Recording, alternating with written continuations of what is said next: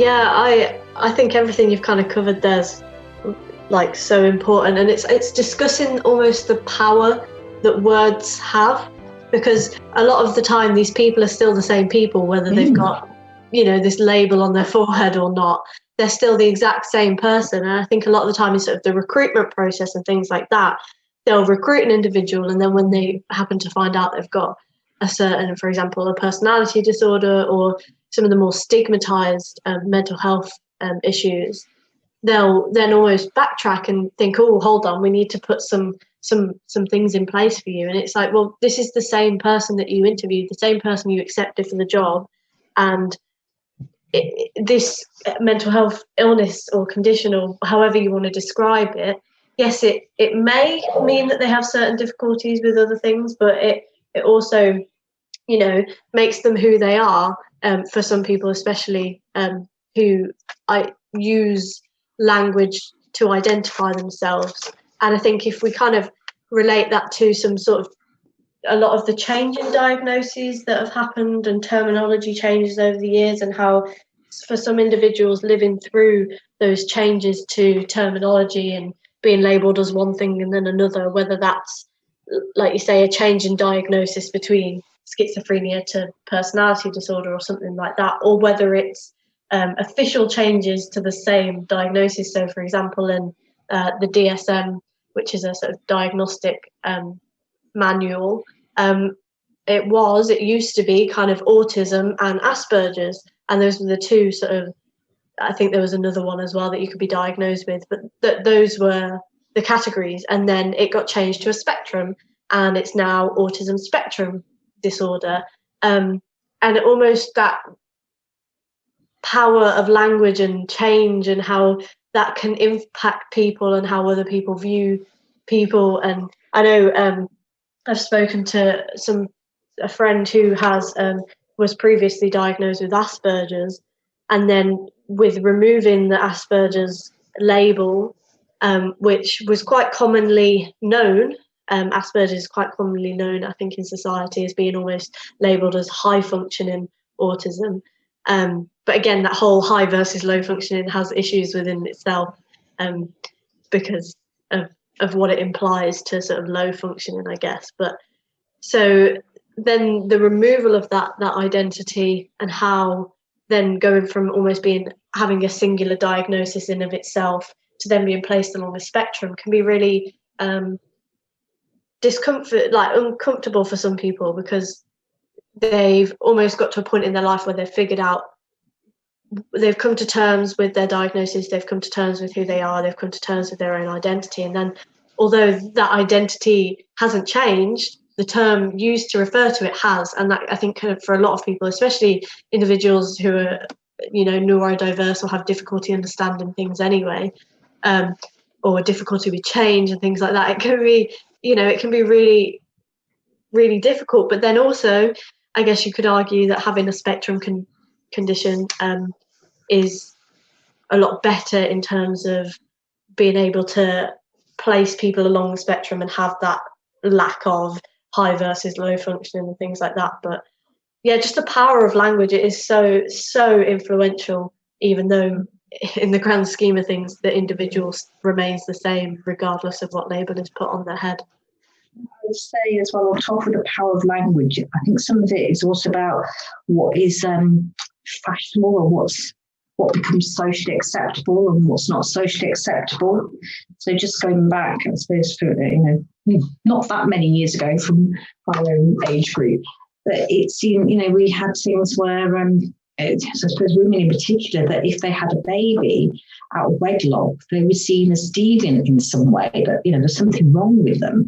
The same as, you know, I can't remember if it's DSM-3, not that many years ago, that, you know, if you were gay, you were seen as having some sort of mental health problem or disorder. So these are things that weren't particularly acceptable. And I think sometimes we can have the DSM and the diagnosis reflecting what seems to be what society is, you know, in society is fashionable or acceptable or not acceptable. And from my own experience with combining therapy and social work, sometimes what can also happen is some of these changes can also lead to the people, where they might need labels, determining whether they can have help or not, but equally determining whether they can have benefits or money. I'm thinking in particular, and it's moving off a little bit from autism, but attention deficit hyperactive disorder, there seems to be far more young people attracting that label. But also with it comes, a route to getting benefits or more money for it. So I think sometimes these things can go hand in hand when people are perhaps experiencing, or families are experiencing poverty or desperate times. Sometimes, it's how that might feed into other aspects of society that makes people want to have the diagnosis. But it might not always be helpful for the diagnosis when it comes to the way we live in society generally, of the acceptability of it to the wider society. And I guess that sort of begs the question, isn't it, as to do we always need a specific diagnosis, but also whether those problems that come associated with it, whether they are the things to be tackled rather than the diagnosis system. I guess it depends on what viewpoint you take, because on one hand you could say, well, if we manage to sort of break through a lot of this stigma and have it so that everyone understands that terminology is there to support an individual, then would that mean that people would be more willing to accept them? Would they feel less labelled and more supported? Or on the other hand, you could still say that people might say, well, I'm more than my diagnosis, and I still feel by being given a certain label, it's putting me in a box that I don't want to be in, and I'd rather have people help me manage my symptoms. I guess it depends on how each person functions, I guess, in a way. Yeah, and I would say from my, I remember doing a lot of sort of training around, because often I think, particularly with the label of schizophrenia, people would refer to someone, I need to take that terminology, they're schizophrenic, and I think that it was like alternate language. No, that's a person who's got a mental health problem. It's a person who has got what we would class as schizophrenia. There's a difference. Because my view is we don't refer to someone, there's a diabetes person. We say that's a person who's got a physical health problem with diabetes. And I almost wonder if, again, some of the language around disorder, I think the word disorder may well have some emotive meanings to people of, do we really want to think of ourselves as disordered? Does anybody want to think of themselves as disordered? And whether that is a barrier in some areas. Do people want to see their children or family members or friends as, someone with depressive disorder? Some people have switched language to refer to it as low mood. Is low mood a bit more acceptable to people? And is anxiety, if that's what people are experiencing, is it anxiety and fear? Is that more acceptable than saying you've got an anxiety disorder, which might then lead on to obsessive compulsive disorder or other things? That the word of disorder might be something that, when people think about it, they think, do I want to be classed as disordered? What does that actually mean? And it is, isn't it, all about what does that mean and what's that mean to that person? And I guess from it, at least how I stand, I feel there's definite benefits, definite disadvantages. It's almost trying to find, well, where do we want to move going forward with this? And I think the drop the disorder movement, I think I'm a big fan of that, because I think in terms of the language, that probably doesn't play into things well.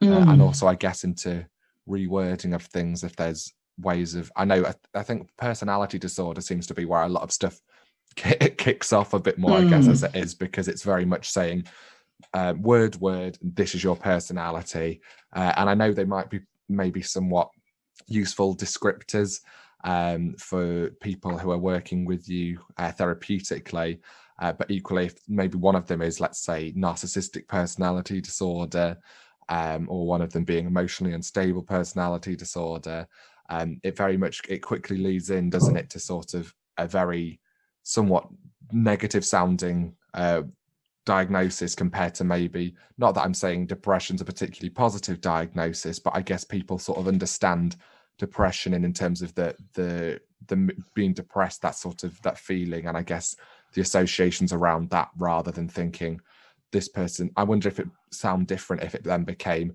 depressed personality disorder. Does that have different bells ringing to it? If it's you're a depressed personality disorder, is it saying that suddenly that's your personality? Does that have a bit more of an overwhelming effect on how people might interpret it? And I think that's another interesting point it raises. It's we all come with our bias and prejudice, and it's how one person interprets language that might be different to how somebody else interprets it. But then I think there are certain, mental health conditions that for whatever reason, come with far more stigma than others. I think I remember there was a bit of a trend as in my days as a social worker with people, because it seems more fashionable, a lot of these celebrities seem to be being diagnosed with bipolar disorder rather than schizophrenia. And there was a big movement on many people who they wanted their diagnosis changed from schizophrenia to bipolar, because that sounded like that was more acceptable somehow, because celebrities were saying, oh yeah, I've got this. So again, I think it's the, depending on who we perceive might have similarities in difficulty with their mental health. If they, people see it as, well, these people who seem to be, celebrities and done well for themselves or whatever it is, if they're saying they've got these particular mental health problems, maybe that's something we could accept in our community or culture a bit more than we could something else. And also, I think there's lots of crossovers. I've also found that there did seem to be, I'm looking at records of people, particularly during my days of AMP duty, when I was going out on mental health assessments, and people would have, the diagnosis would shift. They might have started off having bipolar, and then it's gone to schizophrenia, then it's gone to personality disorder, or it could be a bit the other way around. So I think there's also something that even doctors using the DSM or the ICD-10, that they can't always have this clarity of providing the same diagnosis for people. So again, that comes back to, well, what does that mean and what is the purpose of it and how beneficial is that? Because it might be in medicine that maybe there are certain drugs that are licensed for certain conditions, but if your diagnosis is fluctuating all the time, that also becomes a bit of a problem, because you might have then been taking a particular medication for a period of years, because that perhaps connected with a particular diagnosis, and then that changes. I think that's possibly where some of the doctors' disorder movement are coming from, of, we've been given this medication for many years that probably had an adverse effect on us. There may well be some people who found that it has been beneficial, but there's certainly a group of people who've equally found it was not beneficial for them at all. And the medication linked to the diagnosis is what's become the harmful part for them. And I think you've raised some of the good points there, I guess, as well as how it then, I guess, what it means in reality when because words only have as much power as we give them in a way. And if we're allowing them to tie into, I guess, the treatment that an individual can access, like you said, does that have its other knock-on effects that we're maybe not considering? I think you gave an example earlier of someone who went from a diagnosis individual this time, of schizophrenia to one of EUPD, and it makes me think, because like has been mentioned earlier, with schizophrenia, that's maybe something that is recognised as being offered medication-based treatment for some of it to help reduce the more sort of psychotic features. Psychotic being another stigmatized word, but here I'm meaning sort of maybe any hallucinations or delusions that a person may experience. Whereas for something like EUPD, like you said, it's sort of more behavioural based, and as a result, it's not sort of seen as something that can be treated medically. And it makes me wonder if this person had been diagnosed as schizophrenic one day, and maybe they were on an antipsychotic in order to help them manage that. If their diagnosis is then shifted, what would the process be? And I mean, one would assume that they would be continue to be on that. But then does it sort of undermine why they were put on the medication in the first place? So if they're saying, well, we think you're schizophrenic, and then it turns out that shifting that label, I mean, I guess if you're given a secondary diagnosis, it's a different thing. But if that label's sort of taken away and you're given a different one, does it sort of say, well, actually, no, we've made a mistake here. You shouldn't have been given any medication. And I guess it draws in some other issues there of how far do people feel they can then trust what treatment they can receive, or as to how effective it's been. And if you've had that label for 4 or 5 years and then it's changed quite radically like that, not even in terms of sort of the wording, like we've said earlier, Asperger's to autism spectrum condition, but if the sort of the fundamental diagnosis and condition changes, should that affect treatment? Will that have a greater effect? Will that suddenly have negative effects if you are told that maybe your prescription to this antipsychotic then stops and that was helpful, or is it a placebo effect? I guess it throws all these extra questions into the air. Definitely, and I think it's there's a thing. I suppose there's from the psychological perspective, I think it's looking at more actually. People's problems can't just be solved from a pill. I'm trying to think of what her name was from America now. Mine's gone blank. And she was somebody who had schizophrenia. This is going back a few years back, and she did lots of publications and writings, and she spoke about how when she was given the label of schizophrenia, and she really struggled with being in the psychiatric system, and she decided during her, when she was ill and that she was going to actually do something about that. It really affected her so badly that she said, she remembers she got this idea. She thought, I'm going to become a doctor and I'm going to change some of the awful things that go on in the psychiatric system when it comes to treating people who have conditions with, such as schizophrenia. And she said, the doctor came around and she said, remember this doctor saying, and what's your goal? And, she just did a bit of a giggle of saying, well, of course, my goal was that I was going to get out of the hospital and I'm going to do whatever it took to become a doctor in mental, a psychiatrist doctor in mental health.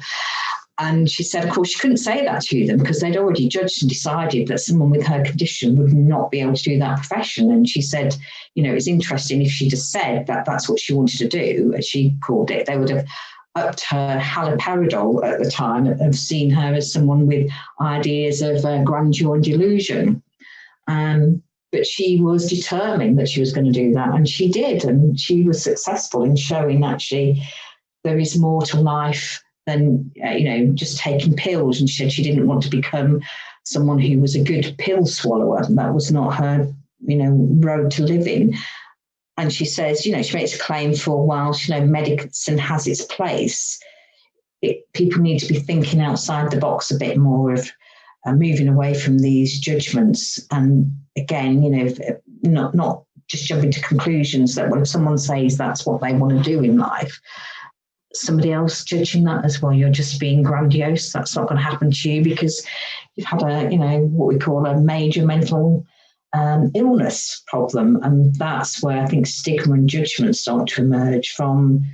Back to that, and I hate to say it because I'm part of that profession as well, mental health professionals, if they are judging people in that way, then of course that's going to impact people in their journey to recovery. And I think it's important that we start to notice that much more of the language and things that we say to people of whether we're enablers to people recovering rather, or whether we're doing things through language or other mechanisms that are hindering people to live, lives that in whatever their recovery and their journey is that's relevant for them.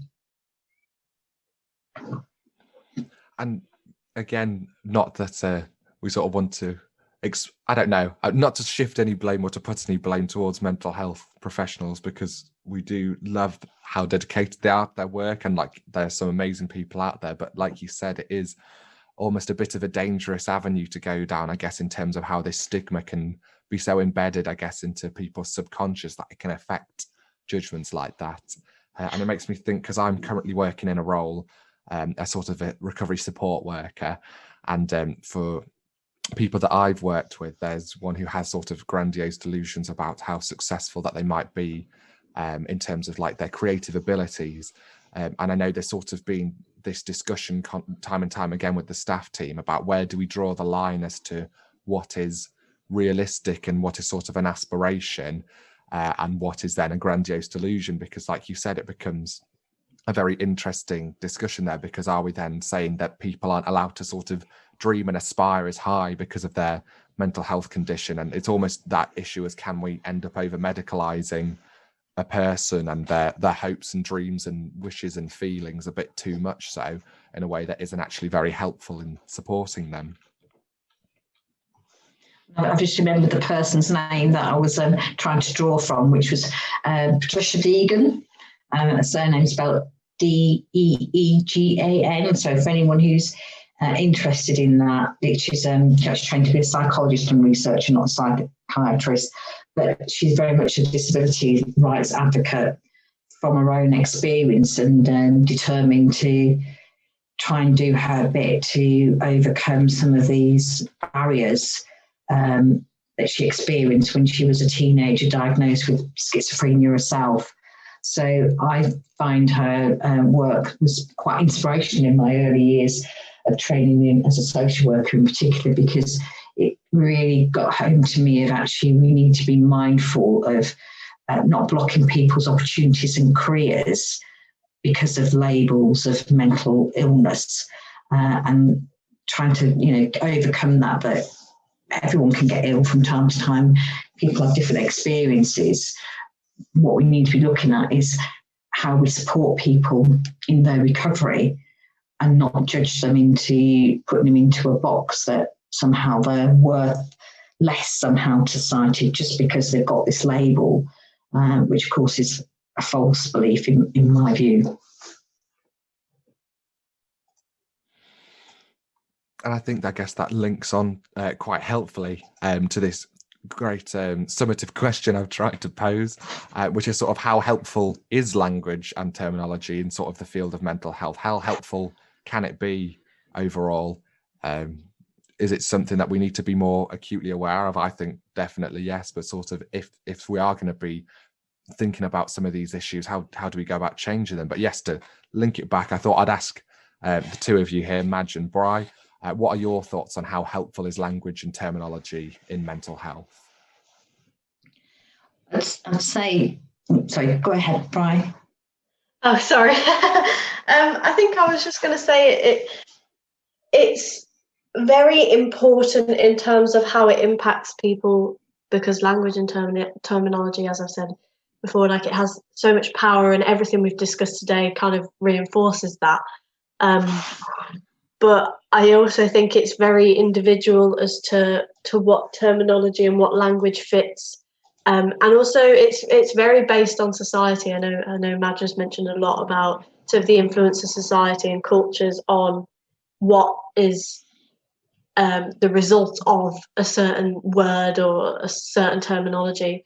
So I think it's really important in shaping, an individual's response and society's response, but also language and terminology can stay the same, but the responses to that can differ, and then things such as stigma and that could be reduced. So it's a really interesting one, because it's a bit of a grey area, I suppose, in terms of drawing a line of what is good and what is bad.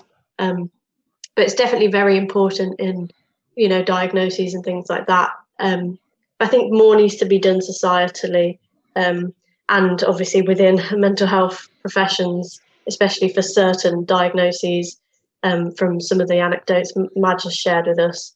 But yeah, it's definitely very important.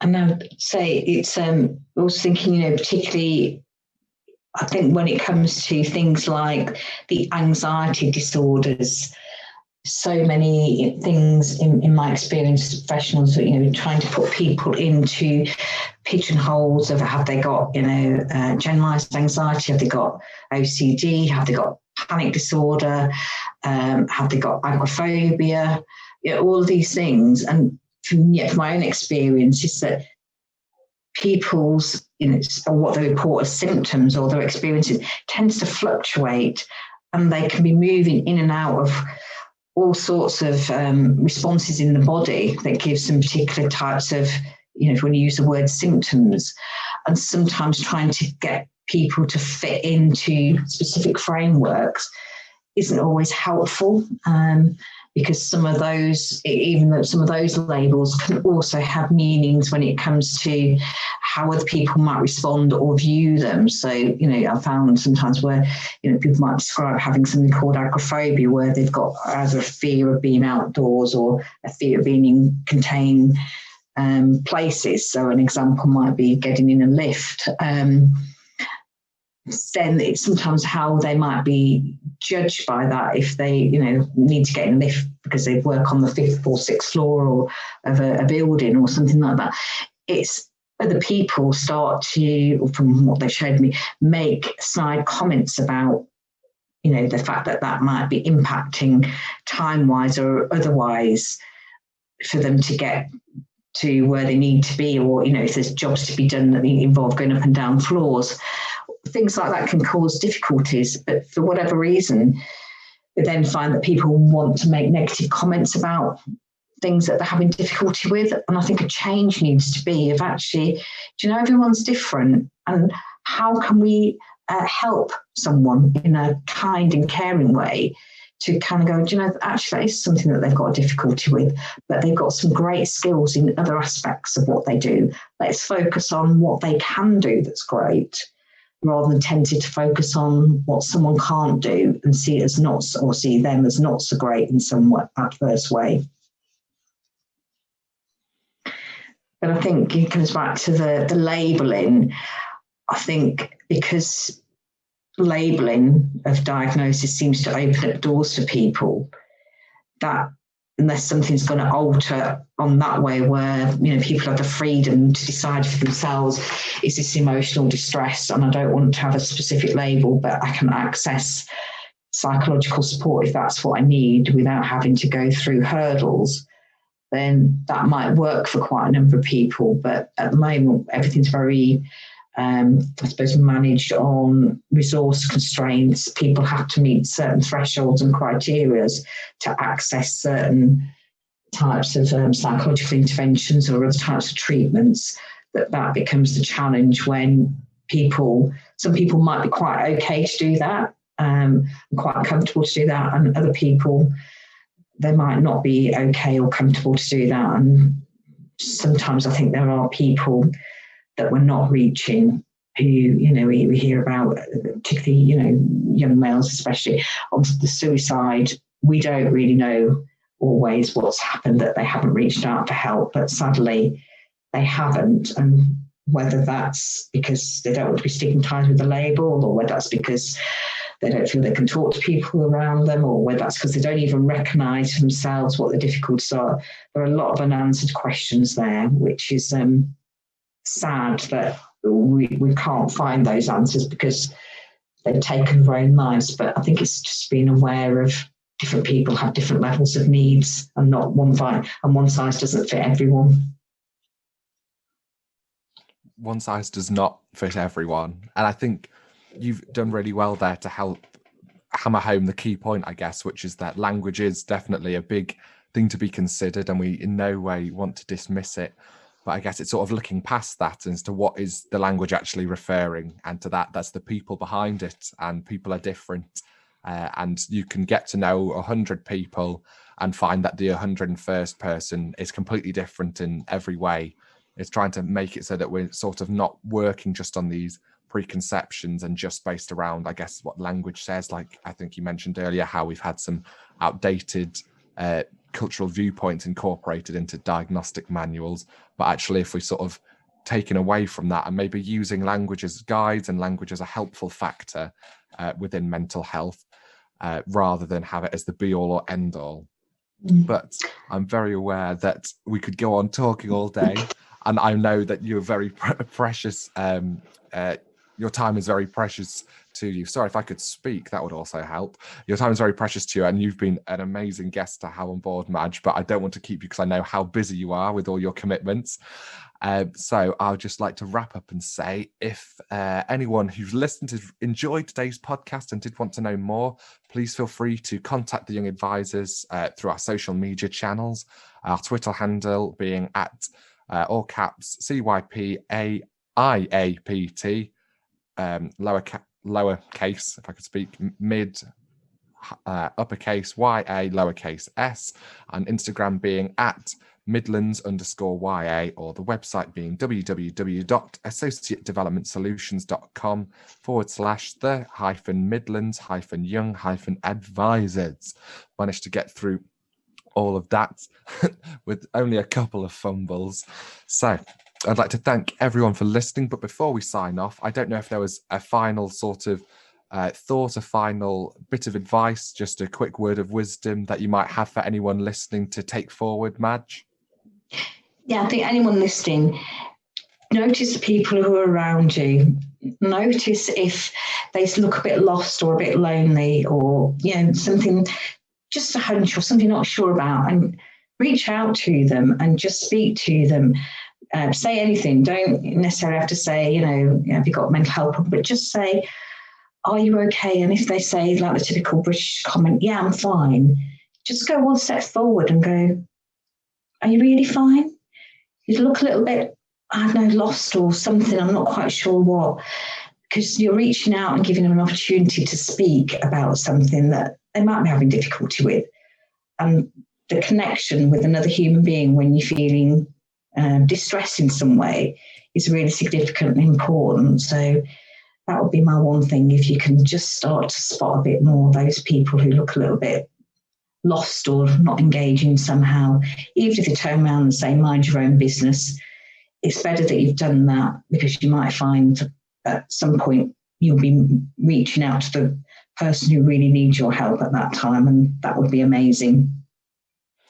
That's a really lovely positive note to end on there, and I guess flipping it from language to communication. But yes, if you'd like to sign off, Madge and Bry. Bye. Bye, everyone. Great. And I'm Ollie. I've been your host for today, and I'd like to thank you all for listening, and we'll see you next time.